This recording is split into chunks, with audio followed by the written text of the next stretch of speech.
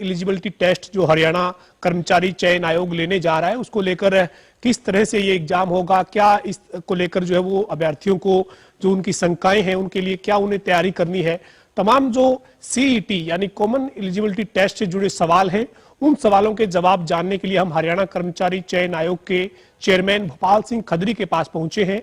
भोपाल सिंह खदरी से जो युवाओं के अभ्यर्थियों के जो सवाल हैं उन सवालों के जवाब जानने की कोशिश करेंगे। खदरी साहब, सबसे पहले आपको जो है वो बहुत बहुत शुभकामनाएं कि सीईटी जो वो आप लेने जा रहे हैं। जनता टीवी में आपका स्वागत है। जनता टीवी के माध्यम से सभी बच्चों को जो इसमें प्रतिभागी हैं मेरी शुभकामनाएं उनको सबको। खदरी साहब, जो सीईटी कॉमन एलिजिबिलिटी टेस्ट जो एक बहुत बड़ा जो है वो युवाओं के लिए एक स्टेप है, ये जो कर्मचारी चयन आयोग लेने जा रहा है, इसमें लाखों जो अभ्यर्थी उन्होंने आवेदन किया हुआ है, उनको आप क्या सूचना देना चाहेंगे? 5 और 6 नवंबर को आप सीईटी लेने जा रहे हैं, 2 शिफ्टों में दोनों दिन ये एग्जाम होने जा रहा है, लेकिन इसको लेकर जो शंकाएं हैं, आपके सामने जो दिक्कतें आई होंगी युवाओं की, आप क्या कहना चाहेंगे उनको? सबसे पहले आप सूचना क्या देना चाहेंगे?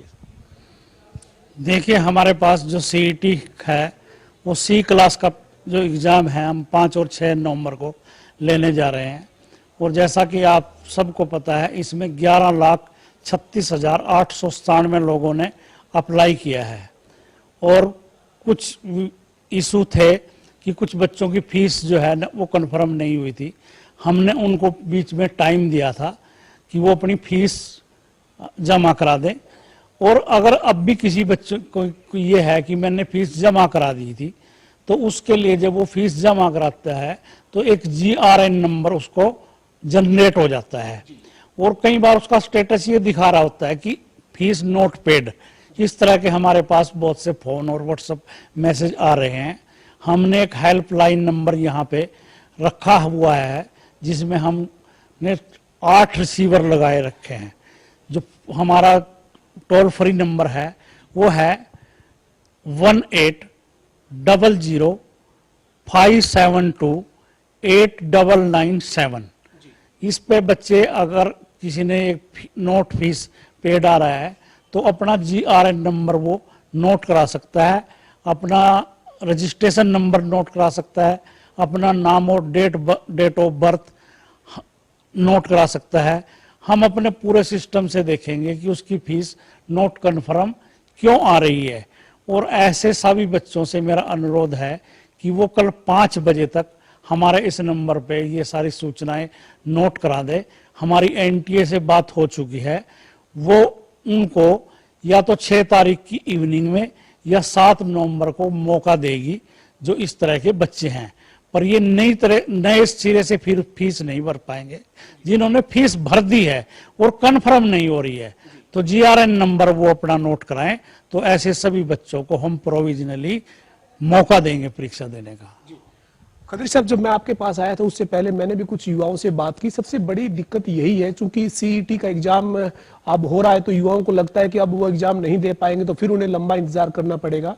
तो इसलिए उनकी सिर्फ एक यही मोटे तौर पर चिंता निकल कर आई कि हमने जब फॉर्म भरा, आवेदन किया, जब जुलाई में जब आवेदन कर रहे थे तो हमने फीस सबमिट कर दी, उनकी फीस सबमिट होगी, उनके खाते से पैसे कट गए, लेकिन उसके बाद अब उनके सामने ये दिक्कत आ रही है कि उनकी फीस सबमिट नहीं हुई थी। तो जो आपने प्रावधान बताया है ये उन अभ्यर्थियों के लिए भी होगा, यानी इस तरह की जो दिक्कत जिन अभ्यर्थियों को है, चाहे कितने अभ्यर्थी उन सभी के लिए रहेगा? ये सब के लिए है। और दूसरा नंबर पे हमने एक नोटिस निकाला था कि हमारे पास 11,000 कैंडिडेट ऐसे हैं जिनके फोटो कुछ धुंधले हैं, या 287 कैंडिडेट ऐसे हैं जिन्होंने अपना फोटो ही अपलोड नहीं किया था। तो उन बच्चों से भी मेरी रिक्वेस्ट है कि वो कल 5 बजे तक का टाइम हमने और बढ़ा दिया है, वो अपना फोटो अपलोड करा सकता है जो कि परीक्षा देना चाहे। अगर कोई परीक्षा नहीं देना चाहे तो उसको अपलोड कराने की जरूरत नहीं है। अगर फोटो उसके बाद भी उसका धुंधला है या फोटो की जगह उसका सिग्नेचर है, कई बच्चों की प्रॉब्लम ये आ रही है उसकी फोटो की जगह किसी और दूसरे का फोटो आ गया है। कई जगह तो ये भी आ रहा है कि लड़की की जगह लड़के का फोटो आ गया, मतलब फीमेल की जगह मेल का, मेल की जगह फीमेल का। अगर कोई ऐसी त्रुटि भी उसके एडमिट कार्ड में है तो उसको बिल्कुल भी विचलित होने की जरूरत नहीं है, वो संयम रखे। और हमने NTA को और जो हमारी एजेंसियां हैं एग्जाम में जो ड्यूटी में लगी हुई हैं उन सब को कह दिया है कि अगर इस तरह से किसी बच्चे के साइन डिफर हैं, फोटो डिफर है, मेल की जगह फीमेल का है, फोटो की जगह सिग्नेचर किए हुए हैं, तो ऐसे सारे बच्चों को हम परीक्षा से वंचित नहीं करेंगे। उनसे मौके पर ही एक कंसेंट लेके कि ये मेरा फोटो है, ये मेरा फार्म है, उससे हम परीक्षा दिलवाएंगे। और ऐसे सारे बच्चों की हम बाद में गहनता से जो है वो जांच करेंगे कि कहीं इम्पर्सोनेशन या सीटर का मामला तो नहीं है। खत्री साहब, एक इसके साथ साथ और दिक्कत आज रात से जो डाउनलोड जब से एडमिट कार्ड हुए हैं तब से युवाओं ने साझा की है हमारे साथ, और सोशल मीडिया के जरिए जो हमें जानकारी मिल रही है कितनी ठीक है या कितनी गलत है वो आपसे इसलिए पूछना चाहता हूं क्योंकि आपसे जब जवाब चला जाएगा तो जो बच्चे हैं उनकी जो चिंता है वो दूर हो जाएगी। कुछ साइट, अलग अलग साइट से जो एडमिट कार्ड डाउनलोड हो रहे हैं तो उससे भी एक साइट से जब एडमिट कार्ड डाउनलोड हो रहा है तो उस पर कुछ अलग तरह की चीजें सामने आ रही है और दूसरी जगह फिर कुछ गलत उसमें चीजें आ रही है। तो ये अलग अलग एडमिट कार्ड अलग अलग साइट से डाउन होने में क्या तकनीकी दिक्कतें हैं सर? और दूसरा, अगर एक मोबाइल से मैंने अपने लिए आवेदन किया, उसी फोन से मैंने अपनी पत्नी के लिए आवेदन किया, तो एक फोन से आवेदन जो हुआ है केवल एक ही एडमिट कार्ड आ रहा है, कुछ लोगों की ऐसी शिकायतें, क्या ऐसा है कुछ? हाँ बिल्कुल है। इसमें ऐसा भी है कि कुछ कैंडिडेट्स के जब उन्होंने अपलोड किए एक से ज्यादा एडमिट कार्ड उनके डाउनलोड हो गए और उसका परीक्षा केंद्र मान लो भिवानी में था और एंड टाइम पे उसी शिफ्ट में या दूसरी शिफ्ट में या दूसरी तारीख पे उसके पास एक और एडमिट कार्ड आ गया जिसमें उसका पता जो है वो डीएवी स्कूल अंबाला कैंट का लिखा हुआ है। जो ये रिपीट हो रहा है ये ज्यादातर बच्चों को जिसको जो या दो से अधिक एडमिट कार्ड प्राप्त हो रहे हैं या डाउनलोड हो रहे हैं वो तो अंबाला के एड्रेस पे हो रहे हैं। ये उन बच्चों की ही कहीं ना कहीं कमी है क्योंकि इतना लंबा ड्राइव चला ये फार्म भरने का, लगभग 1-1.5 साल चला। कई बच्चों ने तो फार्म एक बार तो अपने आधार कार्ड के तौर पर भर दिया, दूसरा आईडी जो उसका पीपीपी है उसके आधार पे भर दिया, सारे पार्टिकुलर बिल्कुल उसके सेम थे। हमारे कंप्यूटर ने उसको जूं का तुम उठा लिया और उसने जितनी बार भी फार्म भरा उसने एक्सेप्ट कर लिया। और जब एक्सेप्ट कर लिया तो ये नेचुरली है कि उसको एक से ज्यादा एडमिट कार्ड मिल सकते हैं, मगर ऐसे बच्चों की संख्या अभी हमारे पास 70 या 80 लोगों की आई है। उन सब से भी मेरा अनुरोध है कि जो उनको सेंटर उनके नियरेस्ट मिला है उस पे जाके वो परीक्षा दे दें। और जो मैंने आपको टोल फ्री नंबर दिया है उस पे ये बात बता दें कि मेरे को 2 से ज्यादा एडमिट कार्ड अलॉट हो गए हैं, तो हम उसका जो दूसरा एडमिट कार्ड है उसको कैंसिल करेंगे और जो नियरेस्ट स्टेशन पे उसने परीक्षा दी है उसको कंसीडर करेंगे। और ये भी जांच करेंगे कि किसी बच्चे ने कहीं जानबूझ के फ्रॉड के तौर पे तो नहीं ये किया कि मैं 2 बार परीक्षा दे लूं या मैं एक परीक्षा खुद दे लूं या दूसरे में सीटर बैठा लूं। इसकी भी हम गहनता से जांच करेंगे, मगर हम उसको परीक्षा देने से वंचित नहीं करेंगे। सबसे बड़ी बात यह कि आप चाहते हैं कि हर पहलू जो है, जो अभ्यर्थी का जो हर पहलू है वो सामने आ जाए, किसी तरह की किसी को दिक्कत ना रहे, कोई एग्जाम देने से वंचित ना हो। कोई छोटी मोटी त्रुटि अभ्यर्थी के स्तर पर अगर गलती से हुई है, जाने अनजाने हुई है या अगर जानबूझ के साजिशन की है तो उसकी आप कह रहे हैं कि हम जांच करके ही सारी चीज सत्यापित करके ही आगे बढ़ेंगे। तो ये और कोई सूचना सर आप सीईटी से संबंधित अभ्यर्थियों को देना चाहते हो, कोई जो आपको लगता हो कि ये सूचना इस वक्त उनके लिए बहुत बेहद जरूरी है? यही है, अगर किसी ने ये जानबूझ के किया है कि उसने 2 से अधिक फार्म भरे हैं, एक में खुद का फोटो लगा लिया, दूसरे में किसी और का फोटो लगा दिया, एक आधार कार्ड के आधार पे भर दिया, दूसरा पीपी के तौर पे भर दिया है, किसी और आइडेंटिफिकेशन से भर दिया, अगर उसने ये जानबूझ के किया है तो उसका हम अभी परीक्षा से तो नहीं रोकेंगे, मगर हमारी जांच में अगर ये उसकी आया कि इसने जानबूझ के फ्रॉड किया है तो ऐसे कैंडिडेट का हम कैंडिडेचर रद्द करेंगे। हम उसकी परीक्षा जो उसने दी है वो ही नहीं मानेंगे। अगर ये साबित हो गया कि उसने ये जानबूझ के किया है, रॉन्ग इन्फॉर्मेशन दे के किया है, तो ऐसे कैंडिडेट का कैंडिडेचर रद्द करेंगे। सभी बच्चों से मेरी प्रार्थना है कि इन सब से आप सावधान रहें। और हमारा जो है अब की बार जो कई बार मुख्यमंत्री जी ने भी कहा है CS सर ने भी कहा है कि हम आधार कार्ड बेस जो आइरिस से है उसकी आइडेंटिफिकेशन कर रहे हैं, और आइरिस की पत्ती इतनी लेटेस्ट पत्ती है, जो बच्चा आज पैदा हुआ है जब वो 90 साल का हो जाएगा तो उसकी आइरिस की जो पुतलियों का वो है वो सेम रहता है सदा। जो फेस का आकार है वो बदल सकता है, थंब की बायोमेट्रिक बदल सकती है, मगर आइरिस की कभी बदल नहीं सकती। तो ऐसे बच्चे जो इफ एंड बच करके परीक्षा देना चाहते हैं, उनसे मेरा अनुरोध है कि वो ऐसा बिल्कुल भी ना करें और पूरी तैयारी के साथ करें। उनकी जो मेहनत है, मैं पूरी तसल्ली के साथ कह सकता हूं सरकार के बिहाफ पे, CM साहब के बिहाफ पे, कि उनकी मेहनत बिल्कुल भी बेकार नहीं जाएगी। और अगर कोई गलत तरीके से एंट्री करना चाहता है तो वो नहीं कर पाएगा, और उसको हम सदा के लिए HSSC की परीक्षा से D बार भी करेंगे। चेयरमैन साहब, अब आप इस बात पर बात करते हैं कि आपने तैयारियां की है, बहुत बेहतर इंतजाम किए हैं, ट्रांसपोर्ट की बात हो या किसी भी तरह से किसी भी अभ्यर्थी को असुविधा ना हो, सेंटर वो नजदीक देने की भी आपने कोशिश की है। हालांकि 5 जिलों में सेंटर नहीं दिया, लेकिन उसके पीछे NTA की रिपोर्ट एक बड़ा कारण है कि NTA ने अपनी रिपोर्ट में कहा कि इन जगहों पर अभी सेंटर ना दिए जाए। तो जो अभ्यर्थी हैं 11,37,800 के करीब जो आवेदन है, रजिस्ट्रेशन जिनका है, वो एग्जाम देने के लिए जाने की अब तैयारियां में जुटे हुए हैं, तो उनको आप क्या सूचना देना चाहेंगे ट्रांसपोर्ट के लिहाज से, किस तरह से वो मुफ्त ट्रेवल कर सकते हैं और क्या वो अपने सेंटर पर जाने के लिए कैसे तैयारी करें? देखिए, हमने अभी सारे जो साइट पे है रोडवेज की भी, और हमने भी बसों के रूट भी बता दिए है कि ये बस यहाँ से यहाँ जाएगी, और जो रहने की व्यवस्था सरकार ने की है, और सरकार विशेषकर माननीय मुख्यमंत्री जी, परिवहन मंत्री जी और जो उनके कमिश्नर हैं, उन सब का मैं धन्यवाद करना चाहता हूं कि उन्होंने पहली बार एक ऐतिहासिक कदम उठाया है, और बच्चों को इंटरव्यू पे तो फ्री ट्रैवल की सुविधा मिलती रही है, पर अब की बार जो परीक्षा के लिए वो आ रहे हैं उनको फ्री सुविधा है। तो आप सबके माध्यम से मैं सरकार का भी धन्यवाद, विशेषकर माननीय मुख्यमंत्री जी का धन्यवाद करना चाहता हूं कि ऐसे टाइम पे, जिस टाइम पे आरोप भी लग सकता है कि प्रदेश में इलेक्शन हो रहा है, उन्होंने इतना बड़ा कदम उठाया है, तो मैं उनको धन्यवाद देता हूं कि वो बधाई के पात्र हैं। और बच्चे सब फ्री ट्रैवल करें। कुछ बच्चों के क्वेश्चन आ रहे थे कि एक दिन पहले भी, अगर एक दिन पहले भी और एक दिन बाद भी वो फ्री ट्रैवल करना चाहे, सिर्फ उसके पास एडमिट कार्ड होना चाहिए, उसका एडमिट कार्ड ही उसका बस पास है। सर, 5 और 6 नवंबर को परीक्षा है, 2-2 शिफ्ट में परीक्षा है।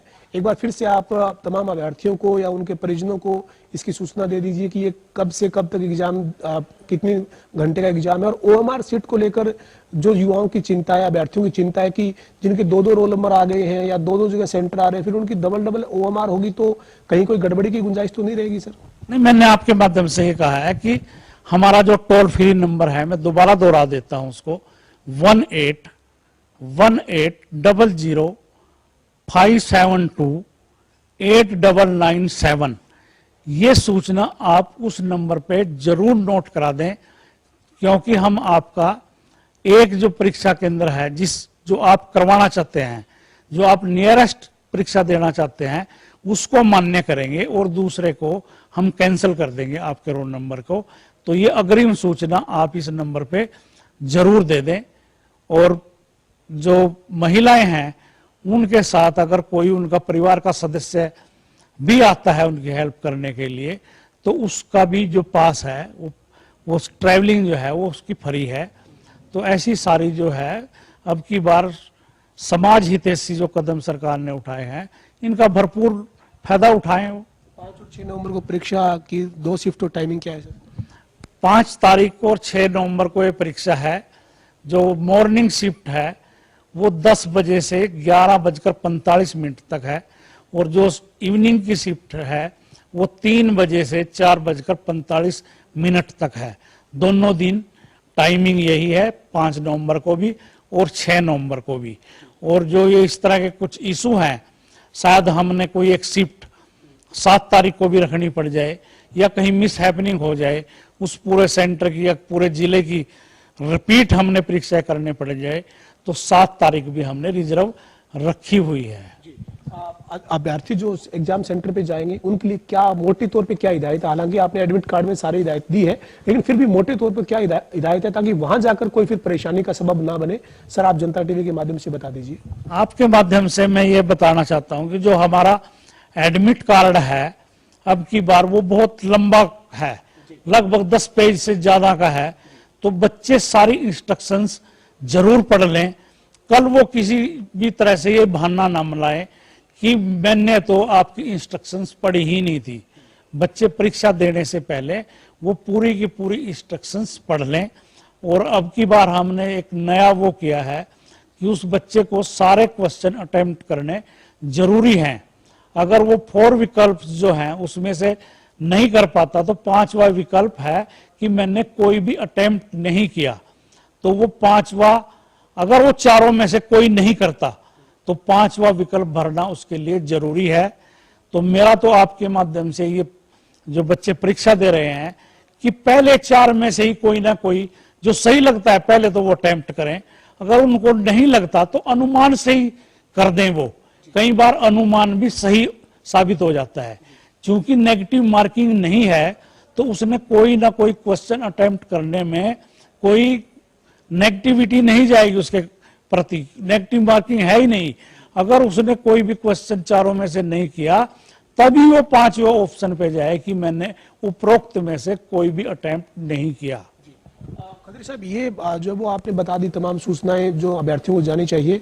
आप एक बात और, आखिरी समय है अभी युवा जो तैयारी कर रहा था उसके लिए कि अब उसको एग्जाम के लिए पूरी तरह से तैयार होना है, तो मेरिट ही आधार है, कोई किसी तरीके की जो वो उम्मीद ना रखें जो फर्जी तरीके से जो पुराने समय में जिस तरीके से सवाल उठते रहे या काम होते रहे। तो अब आप युवाओं से क्या ये कहना चाहेंगे कि मेरिट ही और आपका टैलेंट ही, आपकी मेहनत ही एग्जाम में आपके काम आएगी और किसी चीज पे कोई उम्मीद आस ना रहे, और आपने इंतजाम भी उसी तरीके किए हैं ताकि किसी तरह की कोई एग्जाम में कोई टेम्परिंग ना हो, किसी तरह से कोई जालसाजी ना हो, कोई फर्जी जो है वो काम ना हो पाए? बिल्कुल, 2 सूत्र बताए हैं माननीय मुख्यमंत्री जी ने, पारदर्शिता और योग्यता। सिर्फ बच्चे इसी 2 शब्दों में अडिग रहें। और आपने अभी देखा होगा कि जिन्होंने कुछ बाएं दाएं चलने की कोशिश की है तो ऐसे 771 लोग हरियाणा की जेलों में बंद हैं, और हम इससे बिल्कुल भी समझौता नहीं करेंगे।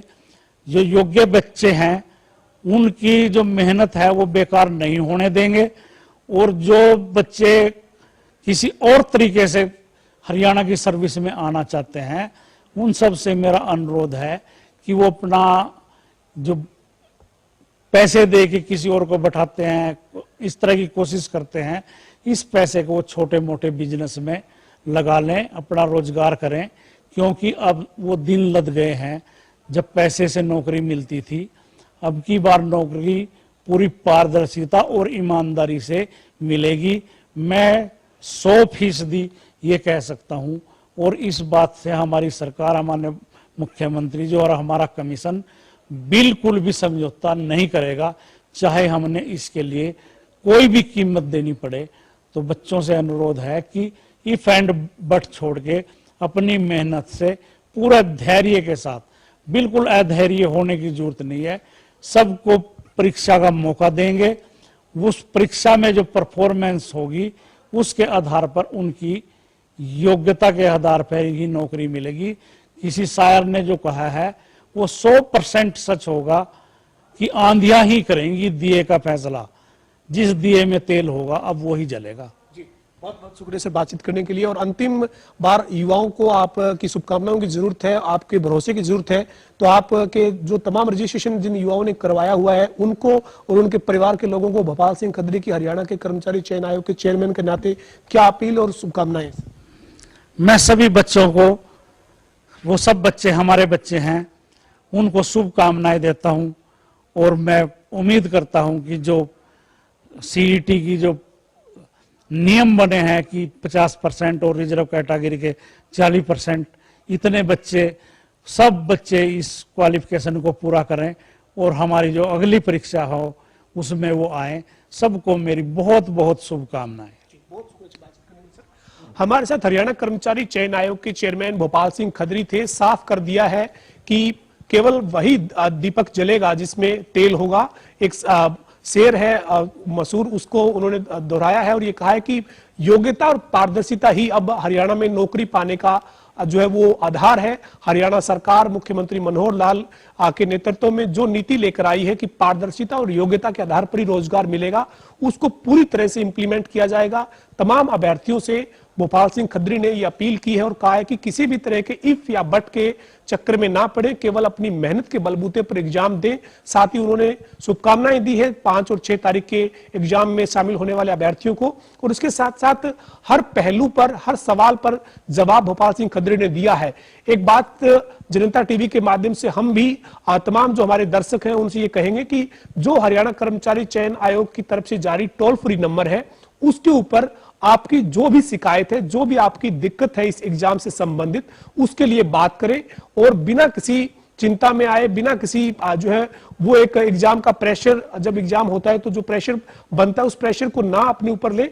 और जो कोई चिंता है, जो कोई दिक्कत है, कोई तकनीकी अगर खामी किसी रूप में एडमिट कार्ड डाउनलोड होने में या एडमिट कार्ड डाउनलोड होने के बाद रही है, तो उस शंका का समाधान करने के लिए हरियाणा कर्मचारी चयन आयोग ने जो टोल फ्री नंबर दिया है उसका इस्तेमाल करें और सभी को परीक्षा में बैठने का मौका मिलेगा।